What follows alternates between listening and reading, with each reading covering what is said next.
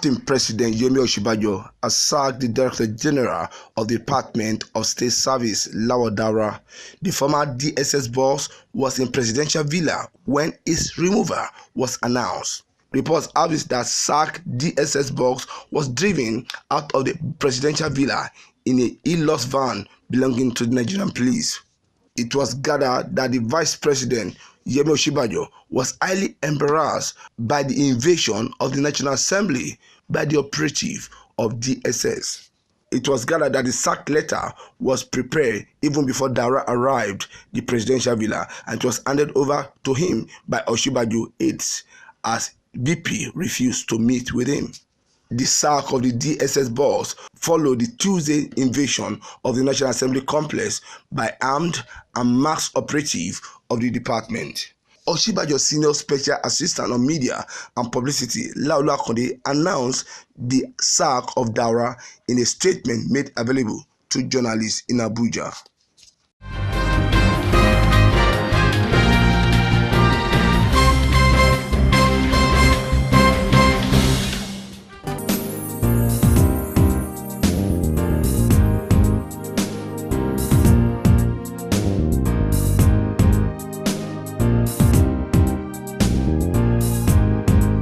The People's Democratic Party (PDP) has alleged that the invasion of the National Assembly complex was done with the knowledge of President Muhammadu Buhari and Vice President Yemi Osinbajo. The party, in a statement by its National Publicity Secretary, Kola Ologbodiyan, called for investigation by an independent panel of inquiry headed by a retired Chief Justice of Nigeria to examine the remote and immediate causes of the invasion. The party also demanded that the perpetrator of the crime be brought to book. According to the statement, Acting President Yemi Osinbajo should share the idea of using the sacked Director General of the Department of State Service, DSS, Lawal Daura, as the fall guy for Tuesday invasion of the National Assembly by security forces. The party insists that the invasion by DSS was with the absolute knowledge and the approval of President Muhammadu Buhari, Vice President, and All Progressive Congress. Daura's sack was an afterthought, diversionary, and deceitful.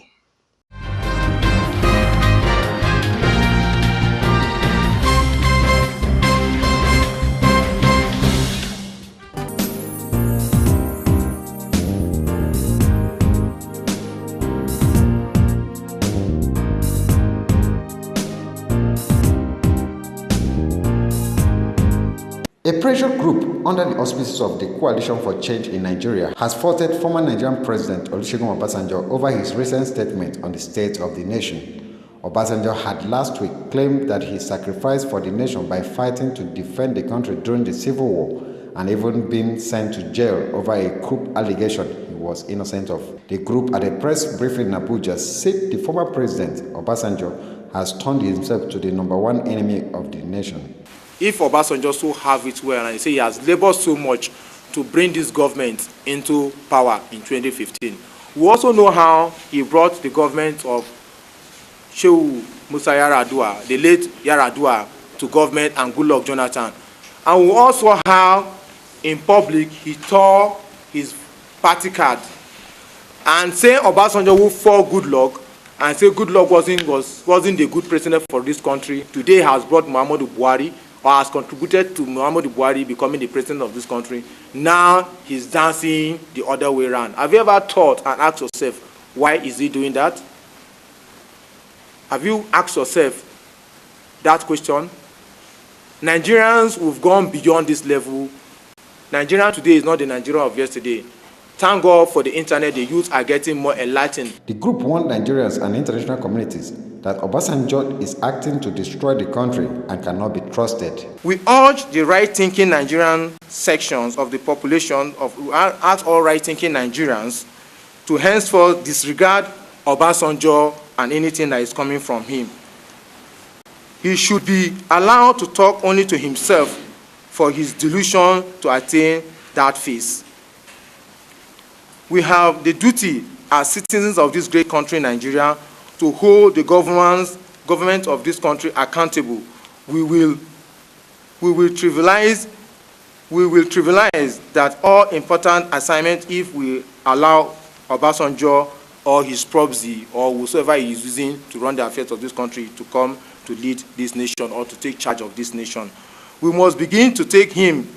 We must begin to look within our ranks, because whether you like it or not, there are so many well-meaning Nigerians that can lead this country to greater heights. And as such, we need nobody to come and sell a candidate to us. We Nigerians have to come out on our own and do our search for a good leader and leaders that will lead this country forward. In Abuja, LM Chukwamika reports.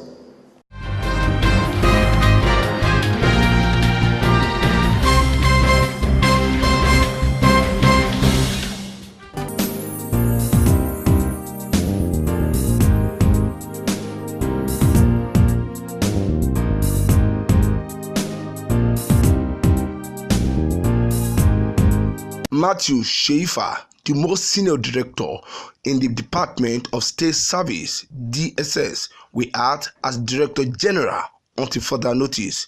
This was announced by Laolu Akonde, the spokesman of the acting president, Yemi Osinbajo, via his Twitter handle. Sheifa's appointment was sequel to the termination of the appointment of the Director General of the DSS, Lawan Daura, by the acting president.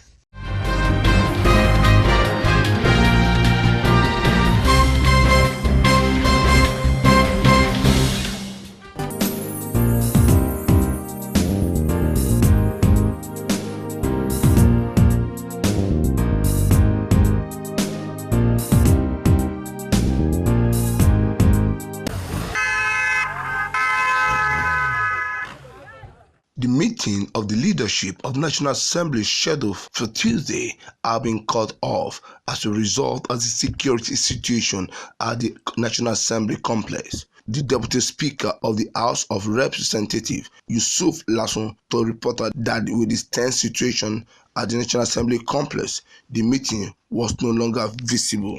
Department of State Service operatives who had locked down the National Assembly since 6 a.m. allowed him to drive into the complex. Lasso told journalists that he came to National Assembly to attend the meeting as earlier feast. He added that though his aides already informed him about the development at the complex, he still came for the meeting, and immediately he realized that it was no longer visible. Lasso also disclosed that he had been in touch with the Senate President Bukola Saraki, Deputy Senate President Ike Kremadu, and the Speaker of the House of Representatives, Yakubu Dogara. But the meeting has been called off now, and until I got here this afternoon, I didn't know there were other issues. So I drove here because specifically the leadership of the National Assembly was supposed to have that meeting. Who called up the meeting? How did you receive the information that the meeting? Of course, through text message. We were called through text message yesterday. Although I was later, my attention was called to the fact that it was being streamed by on some stations. But I received a text yesterday from the Senate President that there was going to be a meeting today for 12 o'clock at the National Assembly in his office. I can't just explain because of the fact that people should realize the fact that what defines democracy is the legislative arm of government. Once legislative arm of government is being trampled upon and is about to go into extinct, then there is a problem. I didn't know there was an issue here until I got here. And in fact, before I left home, my security details said that people were not allowed to drive in. I said no. If they deny the Deputy Speaker of Nigeria to drive into the National Assembly, then there is a problem. But when I got here, I drove in, and I saw a lot of security agents, and I don't just like it. So how will you react to the lawmakers sitting at the lobby of the Of course, I've communicated with every one of them. Don't forget there are 4 presiding officers and one of them, and I've communicated with them. So and that is what I've just said, that a meeting that was scheduled for 12 o'clock this afternoon has just been called off. Now, so how will you react to the lawmakers sitting at the lobby of I won't react other than that is how they feel they can defend democracy. Okay, that's the way they feel they can defend democracy. I won't react more than that. There's nothing negative about it because there can never be a National Assembly if there are no legislators. Is it true that there was communication from the presidency? Yes, everybody read it on the pages of newspaper. But don't forget that this is our normal time for annual recess. And so we have not done anything unusual. But I don't think that the meeting that should have held by 12 noon today would have given room for that reconvening of National Assembly? And I wouldn't know the agenda yet, but of course, with the situation on ground now, you all know that a meeting can never be peacefully held. So you're an APC member. Is there a plot to this situation? Who caused the You know who caused the situation. The next step is we will all be watching.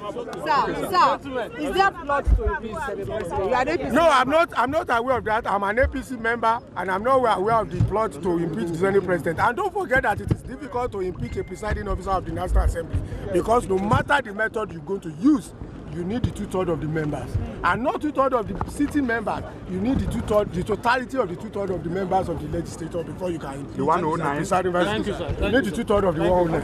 Thank you, sir.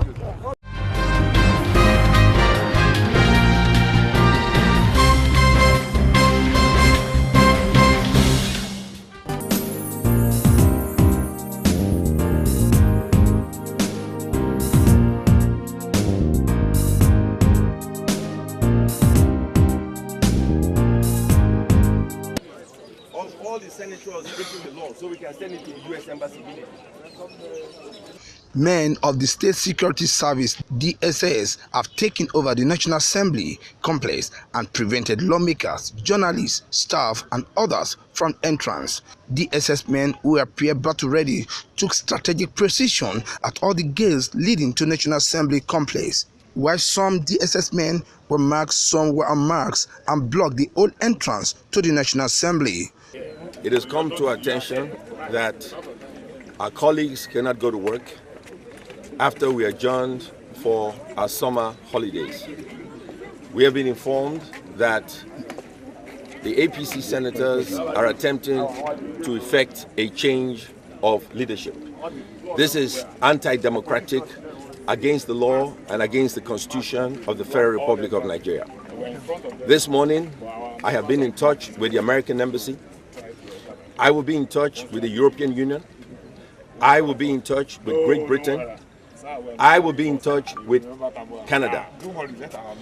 In my conversations with these embassies and these countries, I want to make it clear, we are going to ask these Western democracies to revoke the visas of Senator Akpabio and anybody leading this assault on this institution. What has happened is that we're trying to access our offices. The security men have been asked to block all the offices, and beyond that, some people are being allowed to go into the chambers through another route, and we won't take that. We were all elected to be senators, and this impunity cannot stand. This is our country. We are elected members of parliament, and this has never happened before. So, happening now with a government that says it's a government of change, we will see how this will shape out. However, due to some pressure from the lawmaker, some senators and House of Representatives members have been allowed to get into the chamber. From entering point of National Assembly, Abuja, Muyiwa Bamdele reporting.